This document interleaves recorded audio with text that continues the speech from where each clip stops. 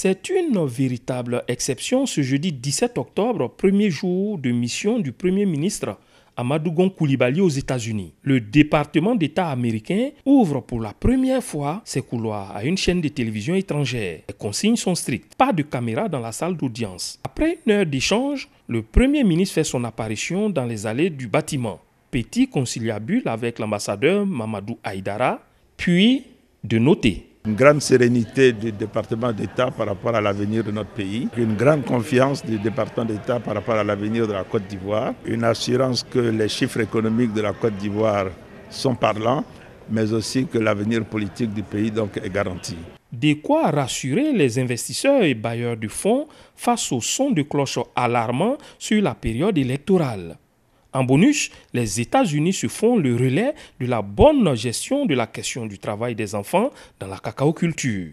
Plus tôt dans la matinée de ce jeudi, c'était une convention signée pour la construction de 2 centrales solaires dans le Nord. Signature faite à la Société financière internationale. Le lendemain vendredi, le Premier ministre assiste à la plénière des gouverneurs des institutions de Bretton Woods. Entre 2 séances à l'extérieur, il a le temps de recevoir la délégation de la coopération japonaise. Le Japon a une très longue et bonne tradition de la culture du riz. Nous appuyons beaucoup le secteur de l'agriculture avec un focus sur la culture du riz. Le secteur de la santé est également important. Nous avons discuté de la situation actuelle et des réalisations dans ce domaine. Le calendrier est chargé, il faut respecter les rendez-vous. C'est le vice-président de la Banque mondiale région Afrique, Afez Ghanem, qui accueille la délégation ivoirienne dans l'après-midi de ce vendredi. Un accueil personnalisé. Dansé, Fotamana, Akwaba, Ayoka. Peut-on lire dans la salle? Le Premier ministre passe en revue les préoccupations de la Côte d'Ivoire. La lutte contre la pauvreté avec l'élargissement des filets sociaux à toutes les régions, le développement du marché de l'électricité, la mise en place d'une économie agro-industrielle avec des produits d'appel comme le cacao et l'anacarde. Aux assemblées annuelles, aucun partenaire n'est négligé. Le samedi au MIGA, la vice-présidente sortante, Onda Keko, affirme un bon suivi du dossier ivoirien après son départ de l'institution. Cap sur la vice-présidence de la Banque mondiale en charge des infrastructures. Le patron des lieux, Maktar Diop, rassure la délégation ivoirienne quant à l'accompagnement de son institution. Le président de la Banque africaine de développement en dit autant lorsqu'il est reçu en audience au Watergate Hotel. Le lendemain dimanche, il pleut sur Washington. D'autres rencontres au sommet. Amadou Gon Coulibaly a rendez-vous avec le président du groupe de la Banque mondiale. Face à David Malpass, la Côte d'Ivoire est dans la prospective. La décennie 2020-2030. Nous avons entamé avec le groupe de la Banque une réflexion sur la période 2020-2030. Donc, à voir quelles sont les stratégies de développement, quels sont les sentiers de croissance donc, pour la période 2020-2030. Alors, cette étude importante que nous menons conjointement donc, avec la banque se déroule elle aussi dans de très bonnes conditions.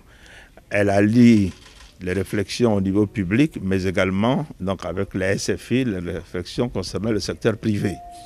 Et donc les documents relatifs à cette stratégie devraient être prêts pour avril 2020.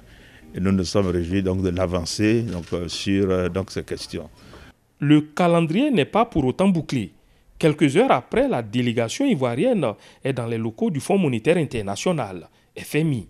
Contrairement aux habitudes, la directrice générale se prête à une question. Je suis très heureuse de féliciter le Premier ministre et le gouvernement ivoirien pour le succès et résultats ayant abouti à une solide croissance de l'économie ivoirienne. Chose qui se traduit sur le terrain en création d'emplois, en de meilleures conditions de vie des populations. Réaliser une tendance de 7,5% de croissance, c'est une performance remarquable. Quand on sait que le pays a connu il n'y a pas si longtemps un conflit dramatique, et c'est dans une région qui fait face à de nombreux défis. Le président de la République et le gouvernement délivrent de bons résultats pour les populations ivoiriennes.